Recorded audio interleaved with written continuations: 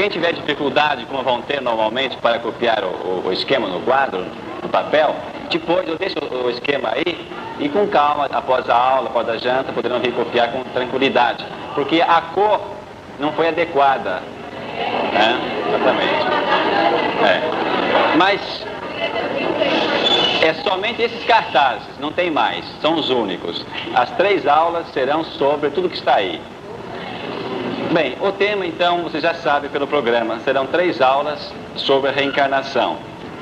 E a importância desse tema, vocês já devem ter percebido pela vivência pessoal e comunitária na pastoral, o quanto que esse tema é importante, é prático e é bastante frequente na nossa convivência. Dizia-me um padre, amigo meu, padre Marcelino, que é um dos assessores da CNBB, que um amigo dele fez um inquérito numa paróquia, um inquérito geral, sobre várias coisas, vários temas, vários assuntos. Um dos assuntos que ele colocou na pesquisa foi: você crê na reencarnação? Ele fez esse inquérito com 2.000 pessoas, 2.000 pessoas católicas, não pessoas assim que não têm opção religiosa, 2.000 pessoas que se diziam católicas. Não surpreendam-se com o resultado. 80% de 2.000 pessoas, escrita no preto no branco, disseram que acreditavam na reencarnação. Numa igreja, numa comunidade católica.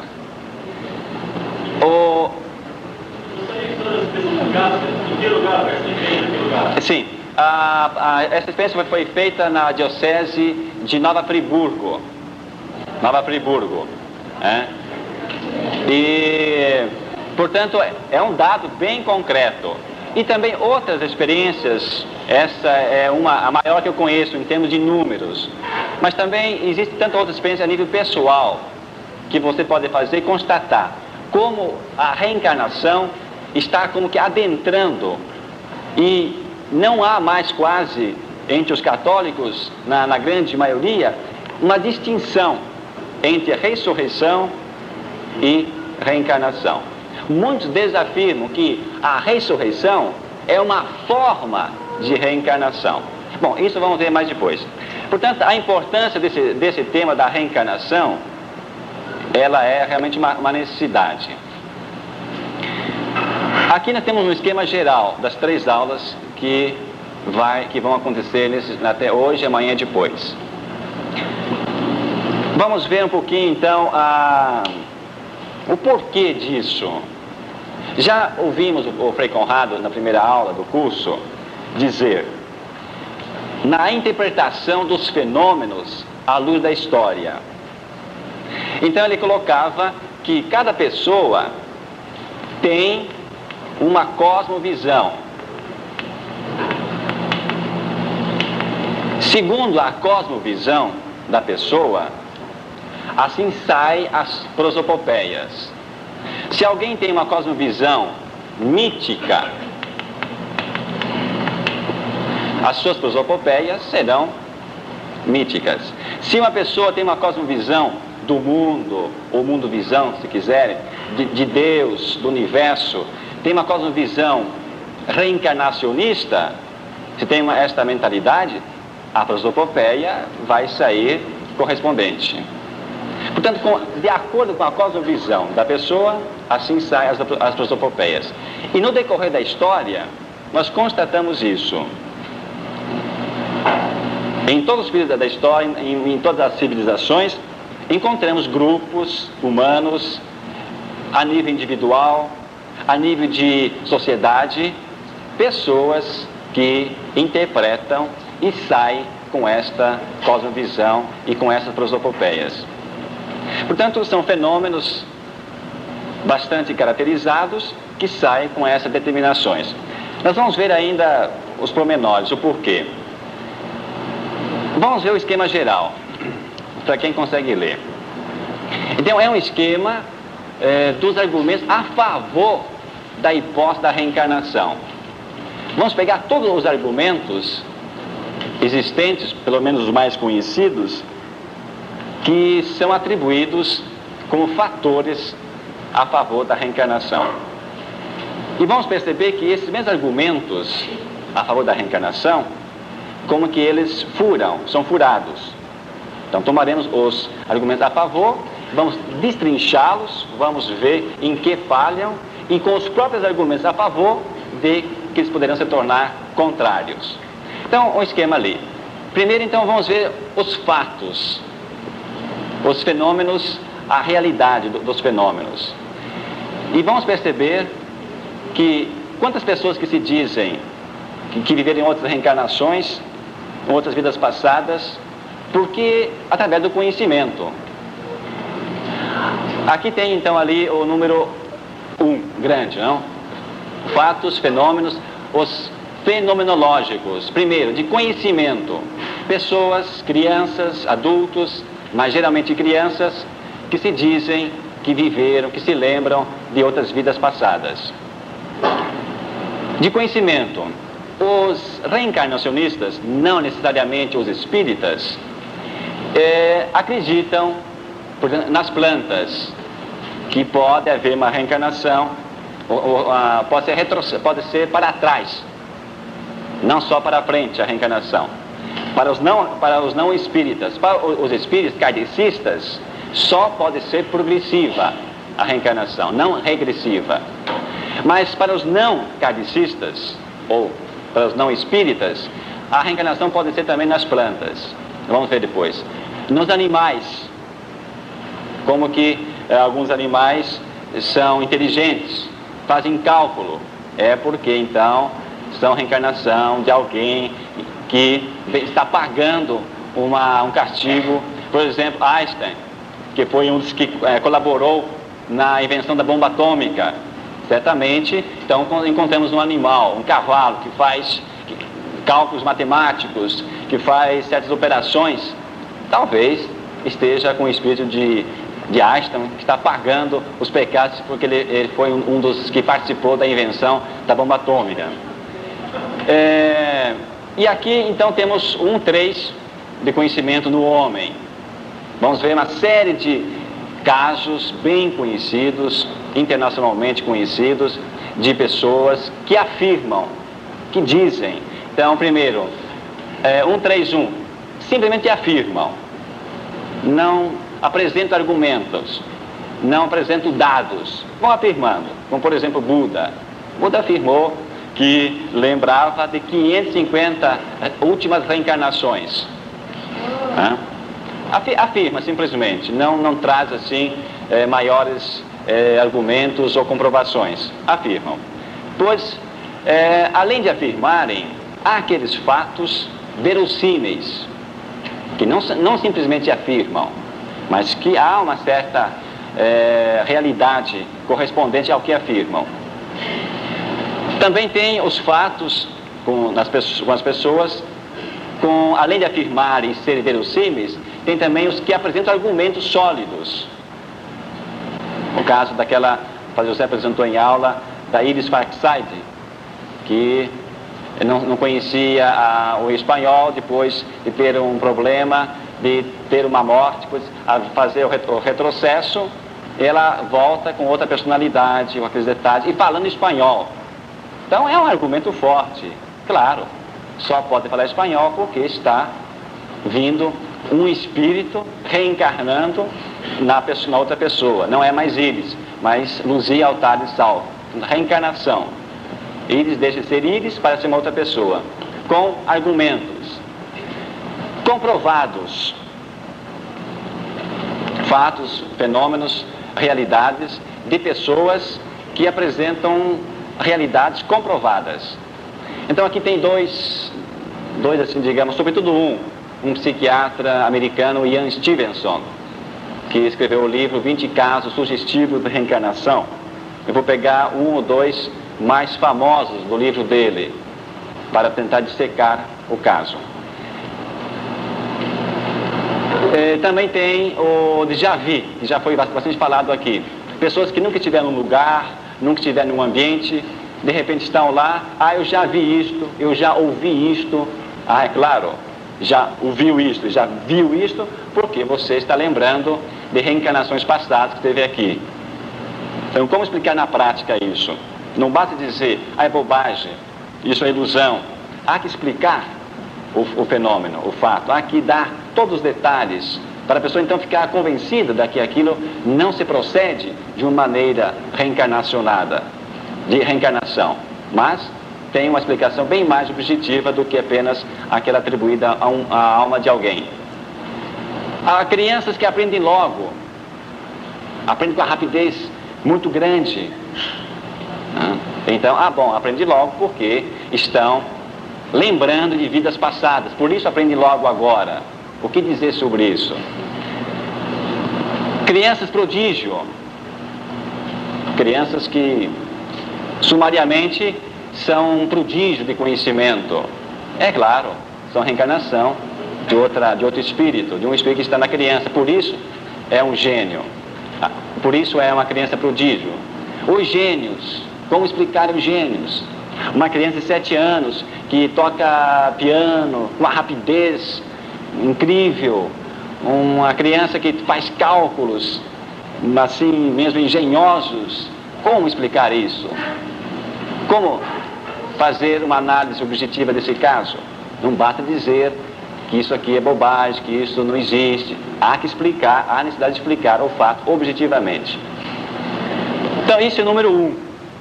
Fatos, fenômenos de conhecimento, de animais ou também em plantas, isso tudo no homem. Número 2, psicológicos. Então, simpatias e antipatias mútuas. Uma pessoa me cai bem, nunca vi essa pessoa, primeira vez que a vejo, me cai bem. Então, é porque foi minha avó na reencarnação passada. Uma pessoa me cai antipática, nunca vi essa pessoa, mas não sei por que me cai antipática. Não tolero, não suporto, não há aquela empatia.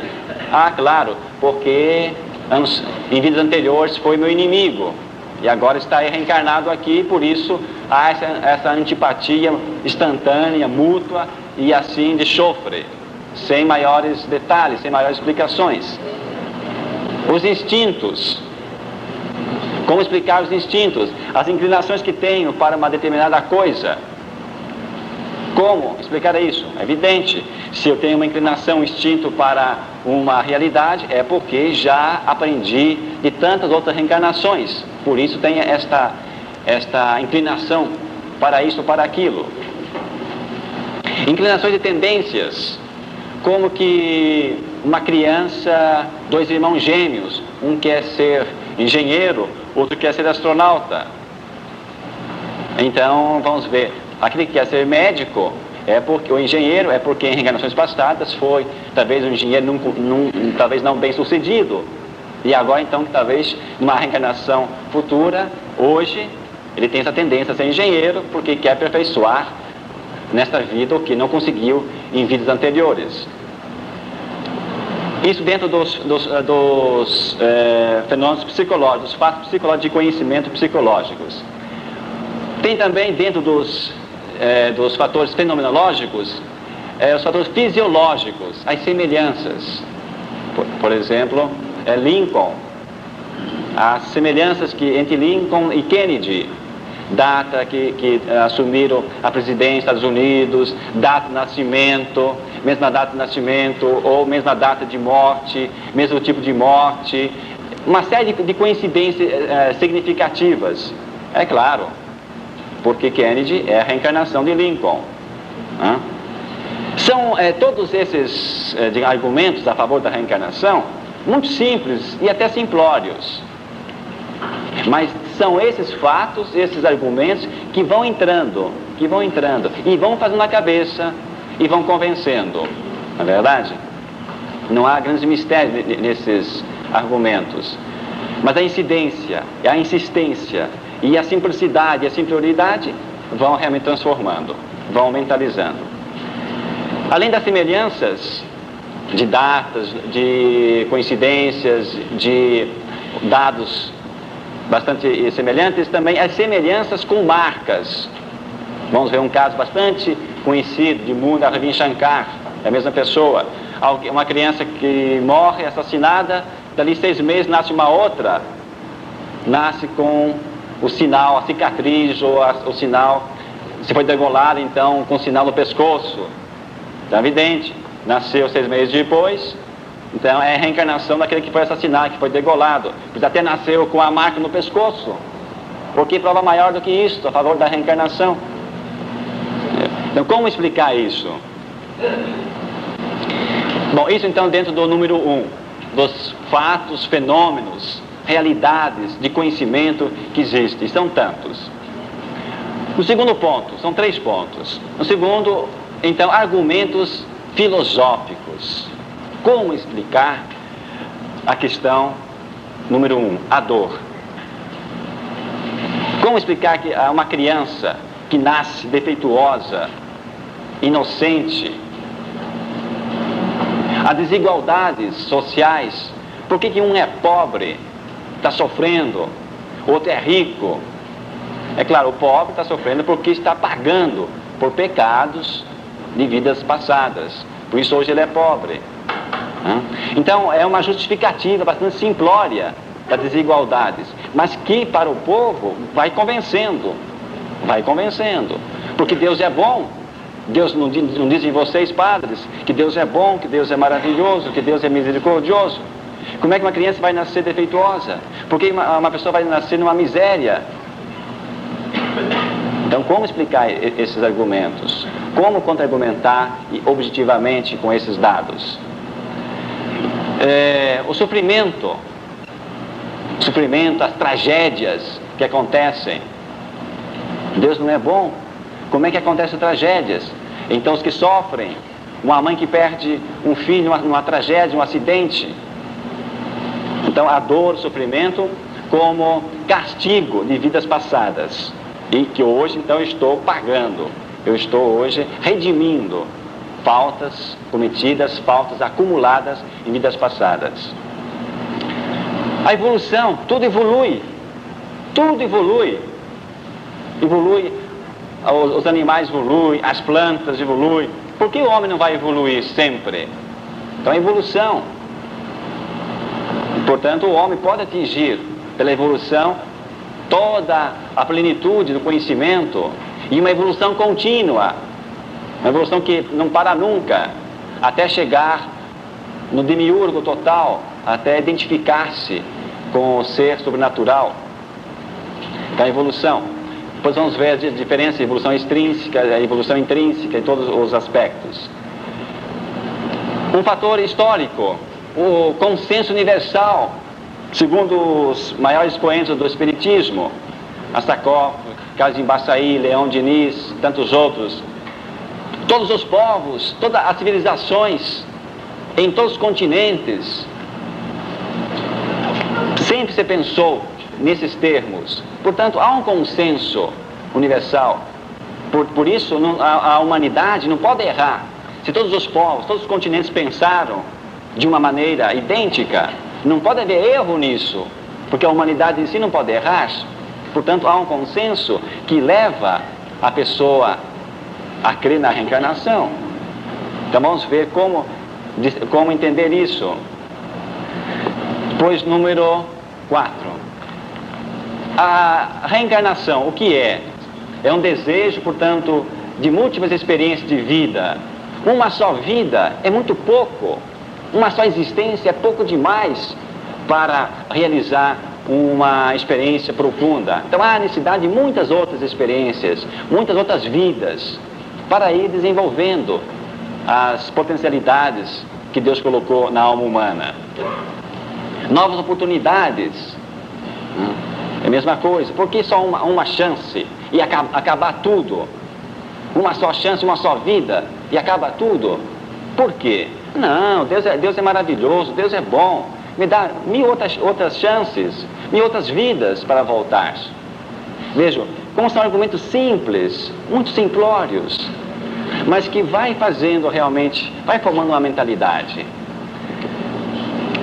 A origem da alma. Da onde vêm as almas se não há reencarnação? Nascem 1000 pessoas, mas morrem 1000, mas nascem 100.000. Da onde que vêm as almas? De outros planetas. Despovoam outros planetas e vêm para a Terra. Depois, então, eu coloquei ali uma pergunta número 7. O que o psiquismo busca com a reencarnação? O que inconscientemente os homens que creem na reencarnação estão buscando com a reencarnação? O que está atrás dessa busca, através desses argumentos ou de outros argumentos não colocados aqui? O que está por detrás disso, dessa busca? Há algo especial? Há algo no inconsciente humano que ele busca com a reencarnação para responder às próprias interrogações? Então vamos ver alguns pontos sobre isso. O que está atrás? O que o psiquismo global, humano, do homem, o que ele faz? O que ele busca com a reencarnação? E terceiro item, então, a revelação, ou a revelação espírita, ou a revelação, digamos assim, a revelação bíblica e a divina. A revelação espírita, através dos espíritos que veio a revelação das reencarnações. Foi revelado aos expoentes do espiritismo, por exemplo, esses dados da reencarnação. E a revelação divina, através da Bíblia. Está claro na Bíblia a reencarnação, segundo eles.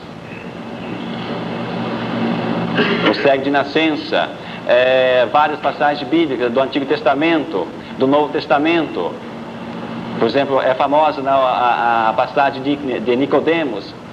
Em verdade vos digo, quem não renascer de novo, portanto está claro, quem não renascer, novas vidas, novas reencarnações.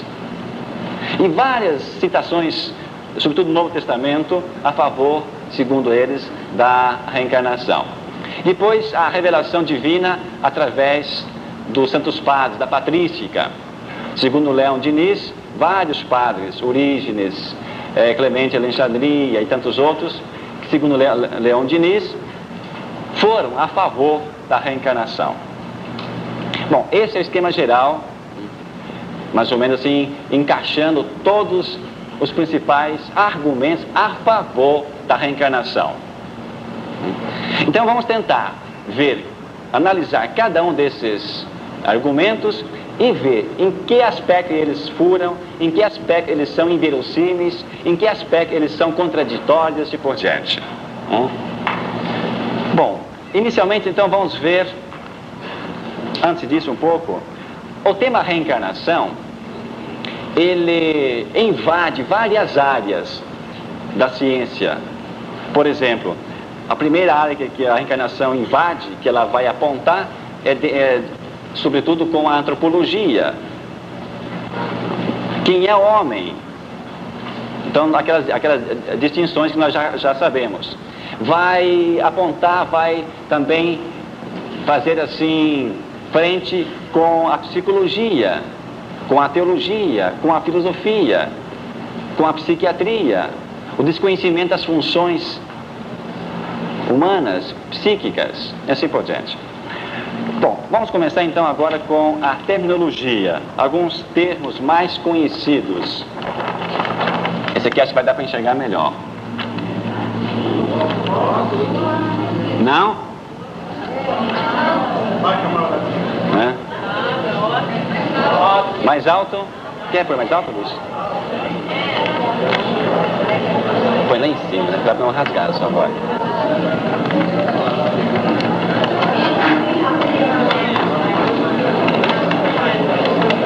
Vai, aqui ó. Isso.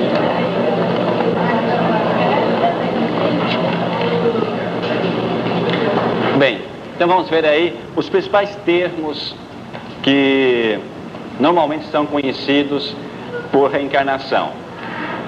Nomenclatura e etimologia. Então, reencarnar. Reencarnar. De novo na carne. Várias carnes. Reencarnar. É o mais conhecido. Metempsicose.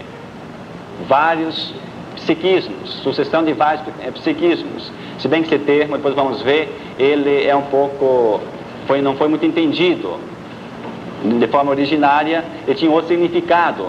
No hinduísmo, metempsicose não é o que hoje se entende, tinha uma outra conotação. Mentensomatose, sucessão de vários corpos. Mentensarcose, sucessão de várias carnes. É só para depois, vamos ver que depois tudo isso aqui tem um fator comum, uma característica comum que abrange todos. Ensomatose, a alma em diversos corpos, ensomatose. Palingenésia, vários nascimentos, várias gerações. Pluralidade das existências, também é bastante difundido esse termo. Vidas sucessivas, progresso contínuo, também é entendido numa dimensão reencarnacionista. Eterno retorno, transmigrações das almas, mudança de corpos, lei do karma, a lei do ato. O que eu faço hoje aqui de mal, de pecado, eu necessariamente vou, pela lei do karma, ter que pagar. Não há perdão. Pela lei do karma, não há nenhum sangue de um Deus é capaz de perdoar nenhum pecado humano. Uma frase de Leon Denis. A lei do karma, com a sua então categórica realidade, uma vez que você errou, não há mais conserto. Vai ter que pagar necessariamente em outra vida. Lei do Devachan seria quase a mesma coisa, né? Lei da erraticidade, isto é, a alma, depois que desencarna, fica errante, vagando, até apossar-se, até possuir uma nova vida, uma nova carne, uma nova existência. Lei da erraticidade. Então, em todos esses termos, em toda essa terminologia, o que caracteriza? Há um fator comum em todas, basicamente: nascer, morrer, renascer ainda e progredir sempre. Esta é a lei, tal é a lei. É a frase que está no túmulo de Allan Kardec. Portanto, dentro dessa terminologia, o que caracteriza? Que eu já vivi muitas vidas passadas, muitas vidas passadas, e que ainda vou viver muitas vidas pela frente. Este é o conceito que predomina toda essa terminologia, quer esteja palingenésia, pluralidade das existências, metempsicose, eterno retorno e assim por diante. Bom, então vamos ficar com esta realidade: nascer, morrer, renascer ainda e progredir sempre. Portanto, um progresso sempre contínuo, nunca há um ponto final. Mas vamos ver depois que isso aí também leva a uma finalidade. Chega uma época que tem que haver uma conclusão, vai atingir um alvo.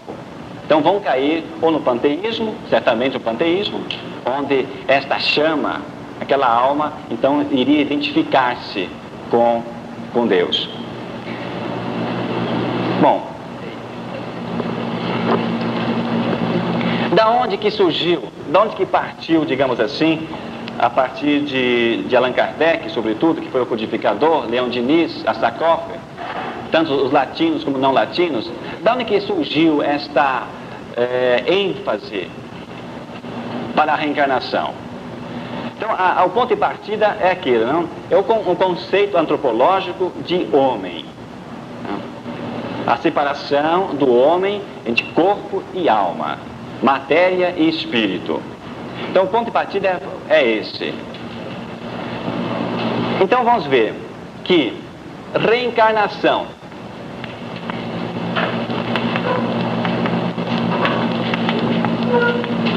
ressurreição,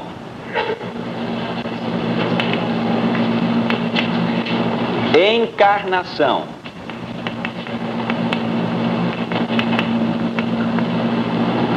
encosto, possessão,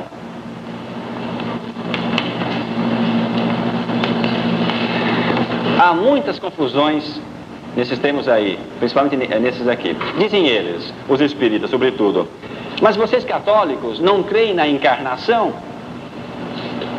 Portanto, está aí a reencarnação. Portanto, uma confusão muito grande entre encarnação, isto é, o Filho de Deus assumindo uma natureza humana, assumindo a humanidade, é uma realidade, não é uma reencarnação.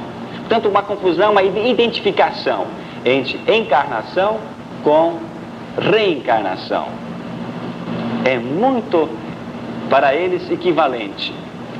Não há uma distinção de conceitos entre uma coisa e outra. Então, reencarnar é uma alma, a minha alma, que já viveu muitas vidas, agora está neste corpo. O corpo é apenas um envoltório, é uma camisa que eu visto. Esse corpo vai morrer, a minha alma vai reencarnar em tantos outros corpos. Portanto, para os reencarnacionistas, não há nenhuma diferença entre reencarnação e encarnação. Não? Então, encarnação é a realidade do Filho de Deus assumindo uma natureza humana. É bem diferente. Não? Ele não veio de outros corpos. Ressurreição. A ressurreição nada mais é, para a mentalidade reencarnacionista, do que uma forma de reencarnar. É um novo tipo de reencarnação, é a ressurreição. Portanto, precisa diferenciar muito bem. A ressurreição é a mesma pessoa que passa a nova criação. A nova criação. Uma nova vida sobrenatural, com todos aqueles requisitos que nós sabemos. A ressurreição, então, é isso, é uma plenitude de vida. É a mesma pessoa que assume, que faz parte da nova realidade sobrenatural. Ressurreição. É o mesmo homem, a mesma pessoa que passa uma nova transformação. Encosto. Não seria propriamente uma reencarnação. Eles também aceitam isso. Encosto é um outro espírito, uma outra alma que vem encostar junto à minha. Encosta aí por um dia, um mês, um ano, um tempo limitado. Não há assim, não é que toma posse permanentemente, não. É por tempo limitado. Possessão também, não é o encosto. Aí é um espírito que se apodera do meu espírito, abafa o meu e ele assume a liderança do meu órgão, da minha vida. Então é importante ter esses termos, esses conceitos bem claros, para não haver confusão. Mas num diálogo com o espírita, é muito frequente esta realidade. Eu coloquei aqui no item, onde é que está? Sim, número 8 ali, meio confuso ali. TVP, Terapias de Vidas Passadas. Número 8, Terapias de Vidas Passadas. Há um psicólogo norte-americano chamado Morris Netterton, que ele afirma isto. Que faz terapias, vai lá um cliente fazer uma terapia, ele localiza, através dos métodos terapêuticos, os sofrimentos que você está pagando hoje, de 200 anos atrás, 500 anos atrás. Eu fui numa palestra de uma professora de pedagogia, de terapia de vidas passadas na faculdade, e depois da palestra, então, eu abordei a professora perguntando: mas como é que você, o grupo de vocês, grupo de psiquiatras aqui em São Paulo, como é que vocês diferenciam que esse trauma que agora estou tendo, ou esse problema, esta dor, esse sofrimento que estou tendo agora, essa angústia, que se deve a 200 anos atrás? Então, para eles é muito simples, diz ela. Se constata, a pessoa diz, a pessoa afirma. Então, mas como é que você diferencia, por exemplo, as leis de Mendel, que o filho não herda aquela tendência da família, as inclinações. Numa família de pescadores, é normal que o filho vai ser pescador. Como é que se diferencia isto? Se é um pescador sofredor agora, ele está pagando que vida, que pecado de vidas passadas. Diz ela assim para mim: olha, meu amigo, esse negócio de raciocinar, pensar muito, não faz bem, só confunde, né? Só confunde. Portanto, é uma coisa assim impressionante, é impressionante mesmo. Você fica assim desarmado, não há condições de diálogo quase. Inclusive eu fui convidado para participar de um grupo desses, né? Vamos lá fazer parte conosco, o senhor vai ver, você vai se convencer.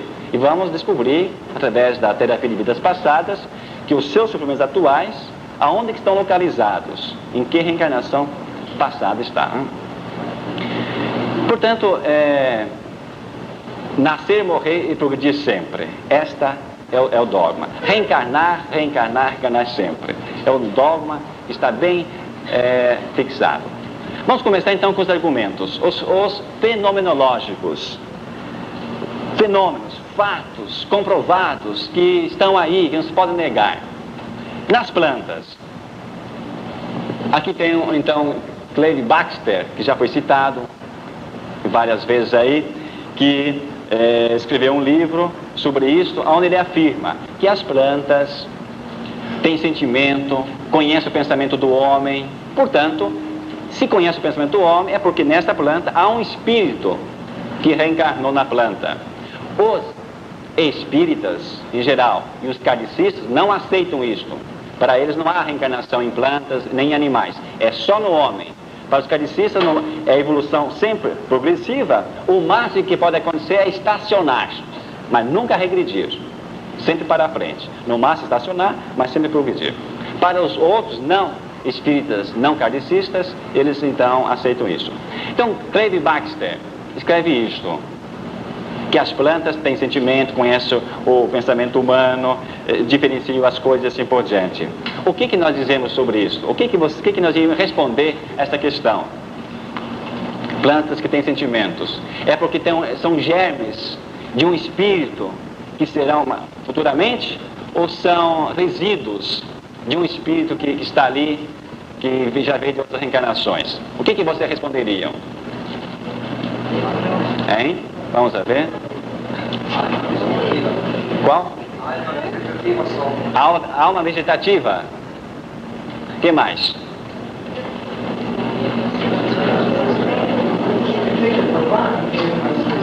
Como? Tem que provar primeiro isso. Vejam, exatamente, né? As plantas, sabemos, têm as reações físicas. Se você chega perto de uma planta com uma tesoura, evidentemente que há uma reação física. Se você chega perto da planta com outro instrumento, se você chega perto da planta uma criança, a planta reage. Então são reações físicas. São reações físicas normais à planta. Há um antropólogo que tem o livro O Pensamento Selvagem, já citado por Conrado e outros, que ele cita dois etnólogos. Ele cita Fraser e Codrington. O Dr. Fraser, ele encontrou na Oceania, numa região chamada Linfu, um grupo humano que determinava, a pessoa da tribo, do grupo humano, determinava em que animal iria reencarnar, em que planta iria reencarnar, em que borboleta iria reencarnar. Portanto, aquelas plantas, aquelas borboletas, aqueles animais tornavam-se proibidos a sua destruição, porque poderia ser o ancestral de alguém que estivesse ali, que estaria ali reencarnado. Também cita o Claude Lévi-Strauss, cita também o Codrington, que encontrou na Oceania também um grupo humano, e certos homens desse grupo determinava sempre a bananeira como reencarnação das almas. Então aquelas bananeiras, e consequentemente as bananas, não poderiam ser consumidas, porque poderiam ser Então, habitação de uma alma. E isso não é coisa, gente, antiga, não. Claude Lévi-Strauss é recente. É uma pesquisa recente. Quem quiser maiores detalhes, é só pegar o livro Pensamento Selvagem, da Nórdica. Os animais. Já foi falado aí, já falou sobre hiperestesia direta, os animais e por diante. Como explicar que os animais têm a capacidade de fazer cálculos? Como entender isso? Se o animal faz cálculo, é porque tem dentro de si, então, um espírito de alguém. Tem a alma de um falecido que está reencarnado no animal. E, portanto, está aí uma explicação. O que você iria responder a uma pessoa que afirmasse esse argumento em favor da reencarnação? Condicionamento. Exatamente, né? O condicionamento, o animal, através da hiperestesia, ele capta, se o dono está perto, evidentemente, ele capta os sinais e, por reflexo, né, com o condicionamento, ele vai emitindo as patas conforme o que se pede. 2 mais 2, então o animal dá os sinais correspondentes. Mas vejam, não está ali, não é isso uma prova de reencarnação. Não é verdade? Não é uma prova de reencarnação. Mas os animais têm inteligência. Tem inteligência. O que é responder isso? Os animais têm inteligência ou não têm? Não têm. Exatamente. Então são o quê? São instintos. Por instintos, né?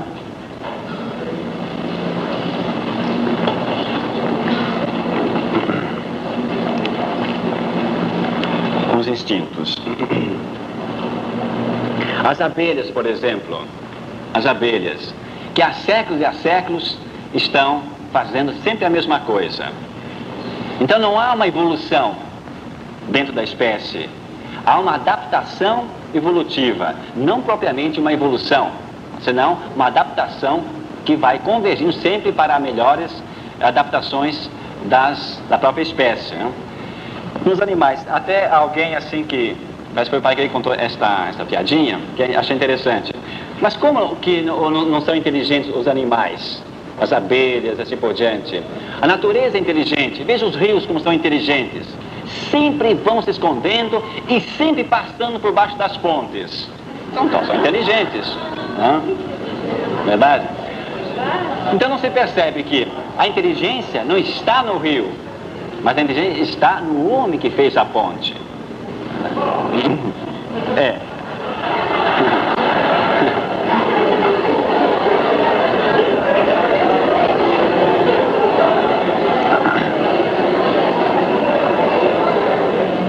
Bom, isso aí é fácil para nós compreendermos, né? Nas plantas, nos animais não vou assistir muito. Vamos agora entrar então no homem.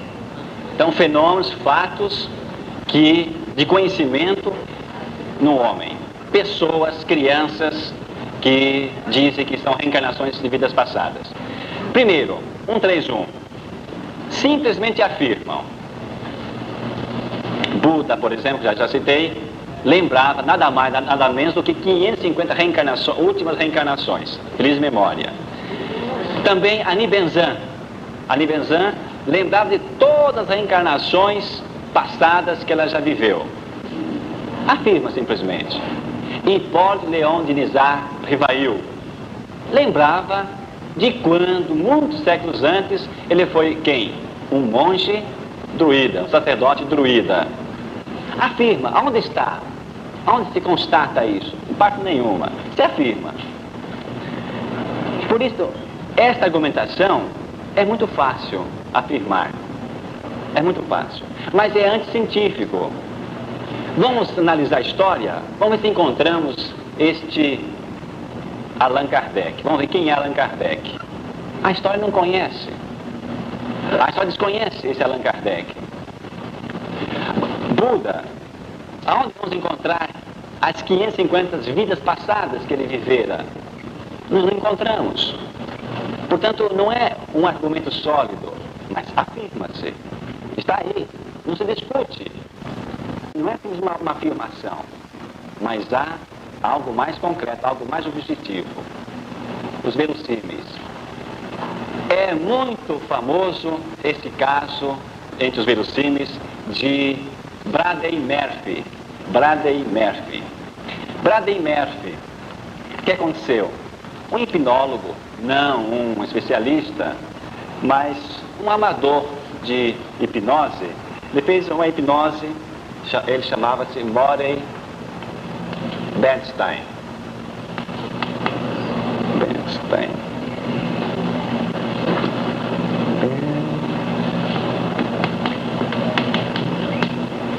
Morey Bernstein. Este hipnólogo amador, um dia vem um cliente chamada Virginia Tighe e submete-se à hipnose. Virginia Tighe, está narrado este fato num livro que foi traduzido em todas as línguas do mundo todo. Um caso muito famoso de reencarnação, como prova da reencarnação. Morey Bernstein diz: agora você tem tantos anos de vida, vai regredindo. Agora você tem 10 anos, agora você tem 5 anos, agora você tem 2 anos, agora você tem 1 mês, no útero materno, e agora você tem quantos anos? Onde você está agora? E Virginia Tighe sai, de repente, com certos dados incríveis. Ela diz: agora estou 100 anos para trás. Portanto, ela voltou para o ano 1798. O livro do Morey Bernstein foi editado em 1956. Foi editado em 56. Então, ela volta a esta época, 1798. E traz dados. E diz o seguinte: que eu nasci no dia 20 de dezembro de 1798. Nasci em Cork, na Irlanda, como filho do advogado Duncan Murphy e Kathleen. Morava numa casa de madeira. Aos 15 anos, estuda. Com 17 anos, conhece Brian McCarthy, filho de John McCarthy, também advogado de Cork. Bride e Brian se casam e vão morar em Belfast. Vive aí numa casinha onde recebe a frequente visita do padre John Gorham, da igreja de Santa Teresa. Bradley se diverte tocando a lira e dançando a giga. Compra sua roupa em Cade Rose. Seu esposo ensina direito na King's University, daquela cidade. E de quando em vez escreve artigos para um jornal. Descreve seus funerais e sua vida póstuma, ressaltando particularmente que não passou pelo purgatório, contrariamente ao que Padre John tinha ensinado. Afinal, fala em termos vagos sobre a sua vida atual, a sua vida nova e atual encarnação nos Estados Unidos em 1923. Portanto, estão dados, estão aí. Uma prova mais evidente que isso não existe. Uma prova evidente da reencarnação. Como que ela vai trazer todos esses dados, todos esses detalhes, todas essas questões bem particulares? O que vocês responderiam a esse caso? De Bradley? Bom, o nome dela, que a reencarnação é Bradley-Murphy. Bradley-Murphy é o nome da nova reencarnação. O nome dela é Senhora Virginia Tighe. O Morey Bernstein coloca o pseudônimo de Ruth Simmons. O que você iria responder a um caso deste? Então vamos ver.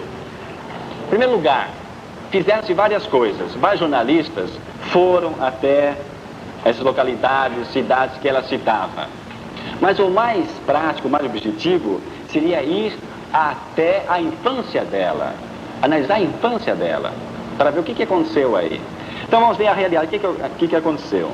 Bradley nasceu, segundo ela, em Cork, no dia 20 de dezembro de 1798 e morreu em Belfast, no domingo do ano de 1864. Realidade.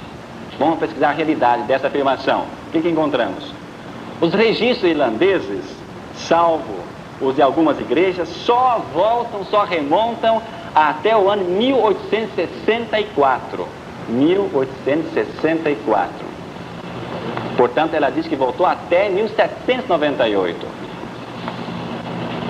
Em nenhum deles aparece nem o nascimento, nem a morte de uma tal de Bradley.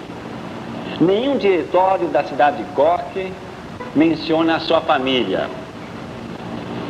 Bradley viveu, como dizia ela, numa bonita casa. Qual é a realidade? Na Irlanda há pouquíssima casa de madeira, pois esse material é muito raro naquele país. Bradley frequentou a escola diurna. Realidade, não há vestígio dessa escola na realidade. Bradley diz na hipnose que raspei toda a pintura da minha cama de metal quando tinha 4 anos, em 1802. Realidade qual é? Antes de 1850 não havia camas de metal na Irlanda. E assim por diante, né? Bradley casou-se com Cian Bride McCarthy. Qual é a realidade? Brian, como chama, é o segundo nome do esposo real e atual de Virginia Tighe, ou Ruth Simmons. Outros dados que ela foi dando, por exemplo, que Bradley foi professor de Direito na King's University de Belfast e escreveu alguns artigos para o jornal Newsletter da cidade. Realidade, naquele tempo não havia faculdade de Direito em Belfast. E assim, tantos dados que ela foi dando os dados, e como chegar a uma conclusão? O que responder a isso? Vejam, se há a regressão, há também a progressão. Mas um outro fato ainda dentro dos verossímeis, muito conhecido, sobretudo no Brasil, que está em muitos livros, já viram falar de Lobson Rampa. Lobson, é aqui B.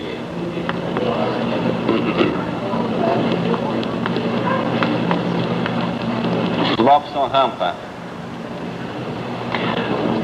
Quem já não viu falar do livro Terceira Visão, Terceiro Olho? Grande maioria dos jovens do Brasil estão lendo não só esse, mas tantos outros livros de Lobson Rampa. Quem foi Lobson Rampa? Atualmente um jornalista em inglês se diz que é Lobson Rampa.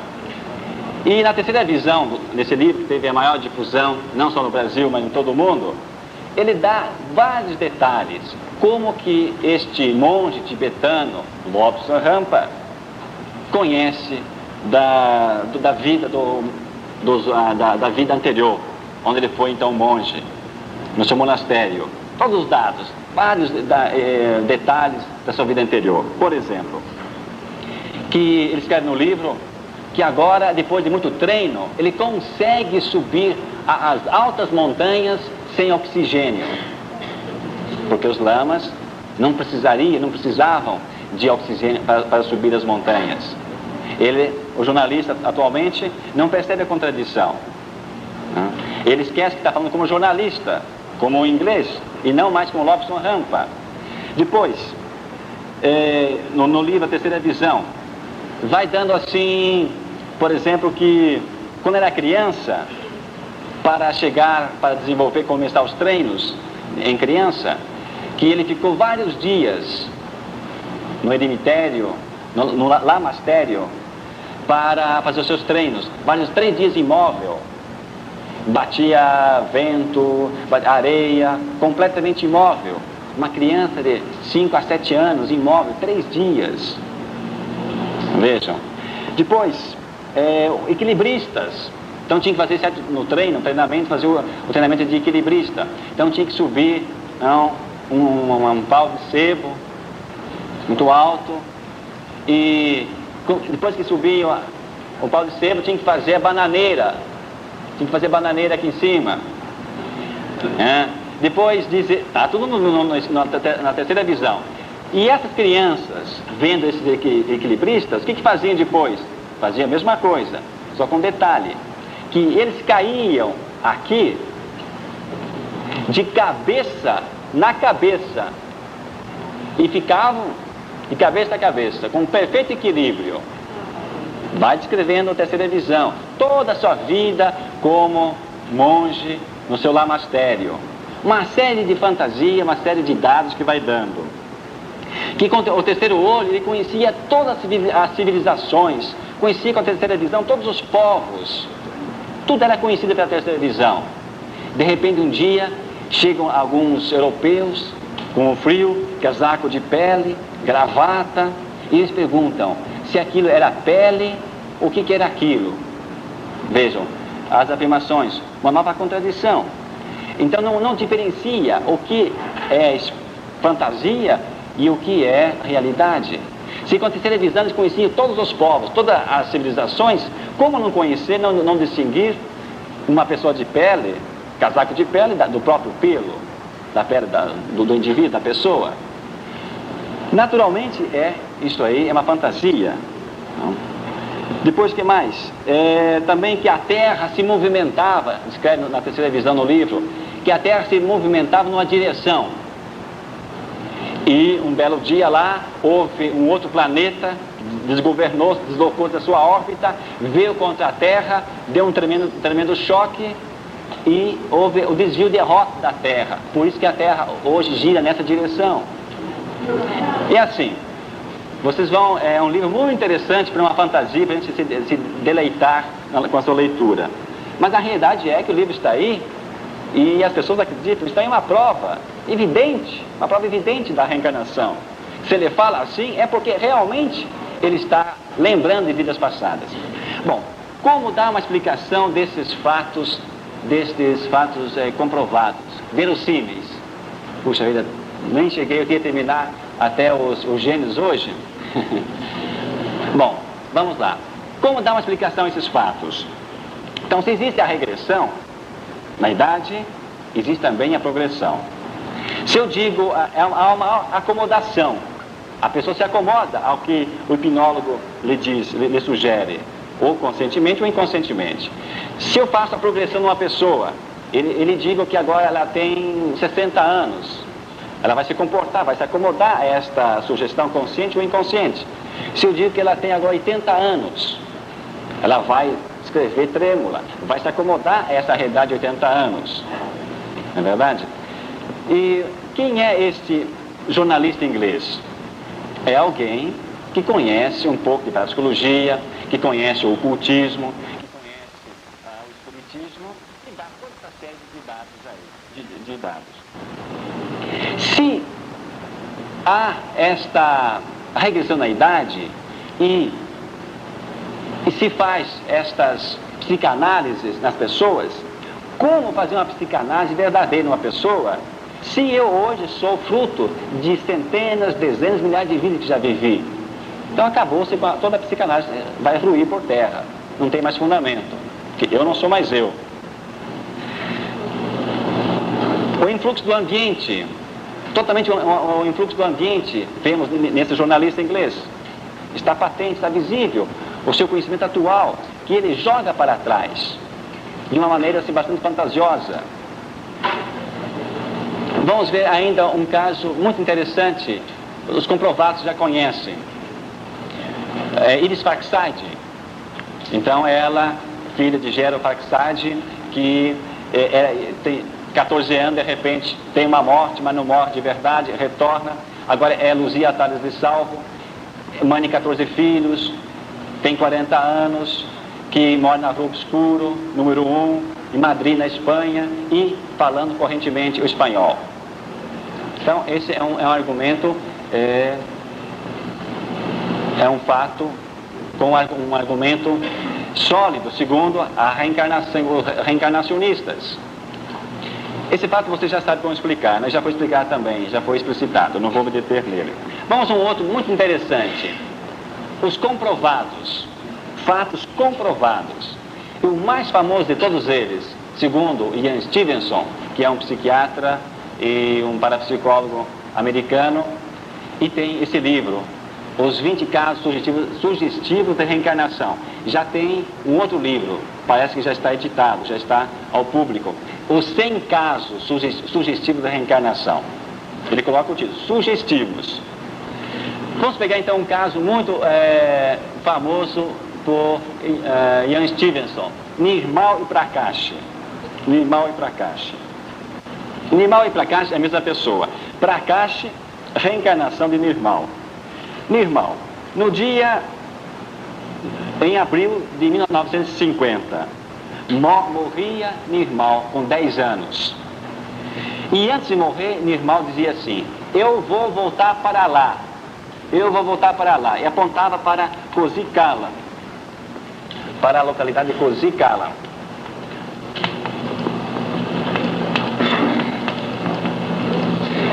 No dia que estava doente, no dia que estava ruim, para a morte, apontava: eu vou voltar para lá. E dizia à sua mãe: você não é minha mãe, você é uma Javni, você é uma pária. Então acusava a mãe. Em agosto de 51, nascia Prakash. E com 4 anos e meio, ele dizia que era Nirmal. E que era de Kozhikala. O Nirmal apontava para cá, que queria ir para lá. O outro nasce e diz que quer vir para cá. Portanto, vejo aí as coincidências aí contraditórias. Em 56, Prakash viaja para Kozhikala e reconhece o nome dos parentes, dos amigos de Nirmal. Em 61, portanto com 6 anos, mais de 6 anos um pouco, reconheceu seu pai, pai de Nirmal, confundiu uma irmã Memo, mas é muito significativo já, entre várias irmãs, ele confundiu uma irmã com a outra, isso choque, chama atenção. No interior da casa, reconheceu 2 tias, vizinhos e várias dependências. E numa outra vez, numa segunda visita, ele hesitou diante da casa. Teve dúvida, porque tinha mudado a fachada da casa, Prakash duvidou. Parece que ficou em dúvida. É porque tinham pintado a fachada da casa, tinham modificado um pouco a fachada da casa. Então, Nirmal e Prakash, segundo Ian Stevenson, é um dos melhores casos dentro dos comprovados, segundo a ideia reencarnacionista, para provar a reencarnação, pelo menos como sugestiva. Como explicar? Uma explicação específica. Nirmal, antes de morrer, no dia que morrer, já apontava: eu vou renascer lá, em Kozhikala. E dizia para sua mãe: você não é minha mãe, você é uma Javni, você é uma pária, eu sou de outra estirpe, eu sou de outra categoria. Depois o Prakash diz: eu quero ir para lá, lá é o meu lugar, eu quero ir visitar minha mãe. Estão notando a contradição? Com Nirmal,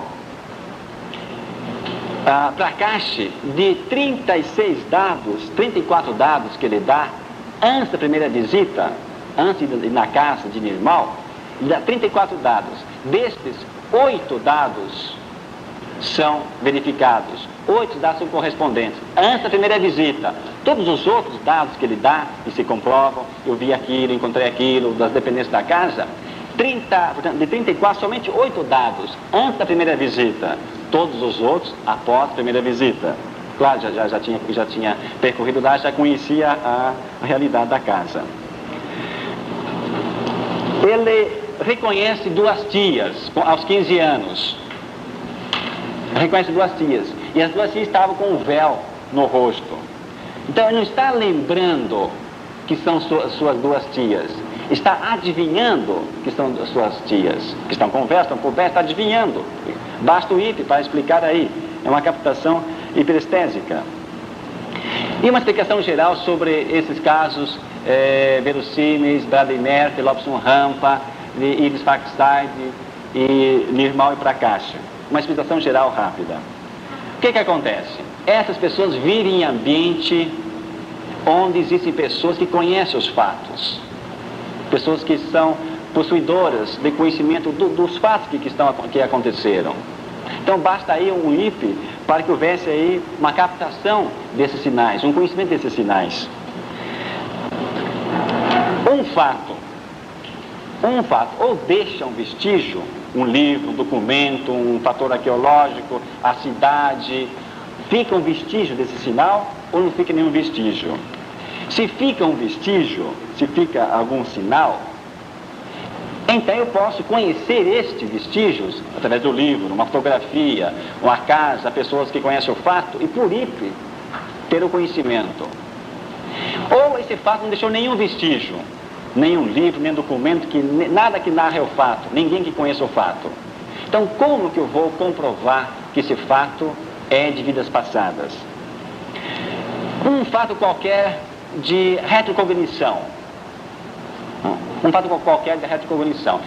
Através da faculdade psigâmica, que conhece presente, passado e futuro, através da retrocognição, que é o conhecimento atual de um fato passado, como é que eu vou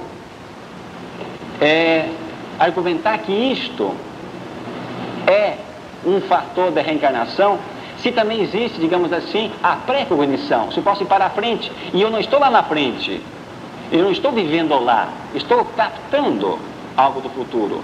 Também, se eu faço um fato de retrocognição, um fator de conhecer o passado, não quer dizer que eu sou lá, que eu estou lá, mas estou adivinhando o passado, estou lembrando o passado. E se a pessoa tem uma mentalidade reencarnacionista, é evidente, vai sair a prosopopeia da reencarnação. Se a pessoa não tem uma mentalidade reencarnacionista, vai dizer que esta cadeira pertence a uma senhora gorda com cicatriz no rosto, que teve cicatriz no acidente, assim por diante.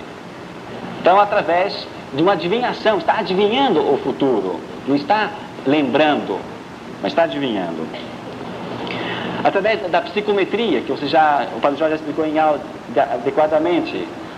O que é psicometria? Através, em contato com o objeto, ou em presença de um objeto, adivinhar coisas com relação a esse, o dono do objeto. Então, não estou adivinhando, não estou lembrando coisas passadas, mas estou adivinhando coisas passadas. Há uma outra explicação seria a megalomania.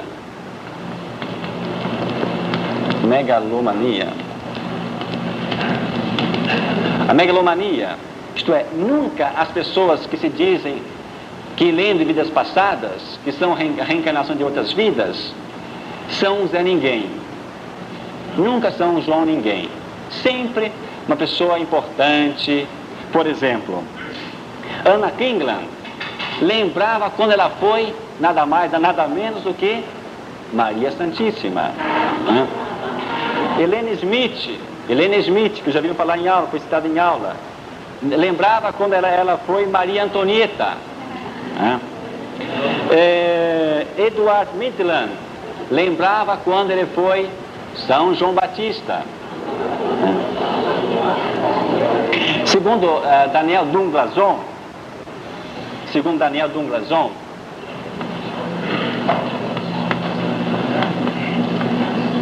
ele diz, ele foi espírita e depois mudou, e diz o seguinte, que ele conheceu ao mesmo tempo 12 Maria Antonietas, conheceu 20 Alexandre Magno, conheceu 14 Césares, conheceu 6 Maria Stuart, conheceu 8 Luís da França.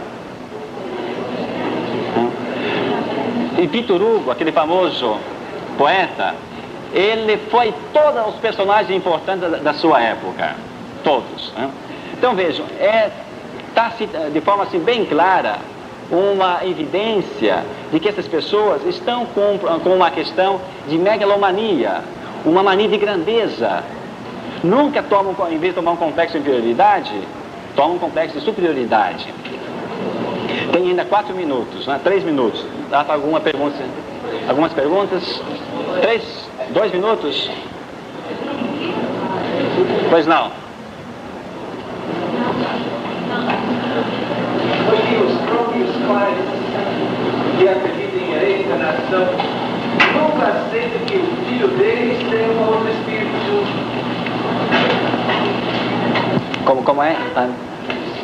Os pais, em reencarnação, eles nunca aceitam que o filho deles é o filho de mais de alguém. Sim. Isso aí eu vou abordar, padre, em que aspecto vou abordar? É aqui mesmo, nos fatos de instintos, inclinações e tendências. Realmente, se eu entendi a sua pergunta, se um filho poderia ser reencarnação do pai? Não? Perché con la vegana dà un valore, non esiste reincarnazione, mai, perché questa reincarnazione Ah, sim, entendi. Que os pais pensam que os seus filhos nunca são reencarnação de alguém. Filho dele, sim. Esses argumentos todos apresentados aqui, eles são argumentos a favor da reencarnação. Não. Vamos ver, então, como que eles realmente não são a favor. Eles têm, dentro do próprio bojão, do próprio bojo do argumento, a sua contradição. Então, realmente, os pais nunca creem. Os pais nunca acreditam que aquele filho é filho dele. É filho na realidade, é só filho dele. Não? Mas, e o sofrimento? Se o filho sofre, tem uma anomalia muito grande, e vem um outro amigo, vai numa sessão espírita. Olha, seu filho está sofrendo porque está pagando por pecados que ele cometeu em vidas passadas. Portanto, pode acontecer isso. E os pais, então, poderão ficar confusos. Ou então aderir a esta mentalidade nova, segundo a reencarnação.